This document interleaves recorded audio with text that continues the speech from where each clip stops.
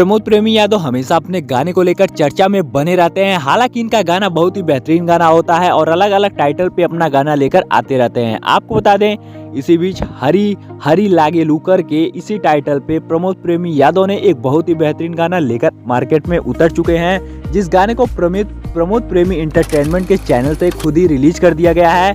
आपको बता दें, प्रमोद प्रेमी यादव ने इस गाने को बहुत ही बेढंग और बहुत ही अच्छे ढंग से गाया है, जिसका टाइटल देख के आप लोग समझ सकते हैं कि ये गाना बवाल गाना होगा और सुपर हिट जरूर होगा। क्योंकि हम जो भी खबर आप लोग को देते हैं एक ब्लॉकबस्टर गाने के बारे में ही देते हैं, और दरअसल जितनी भी आप लोग को न्यूज़ बताते हैं सब न्यूज़ें वायरल होती हैं और आपको बता दें एक गाना सुपर हिट जरूर होता है। तो आपको बता दें, हरी हरी लागेलू गाना जो प्रमोद प्रेमी यादव जी का है, एक बहुत ही बेहतरीन गाना है और बहुत जल्दी आप लोग को ट्रेंडिंग में देखने को मिलेगा। क्योंकि प्रमोद प्रेमी यादव इस गाने में काफ़ी ज़्यादा मेहनत की है बनाने में।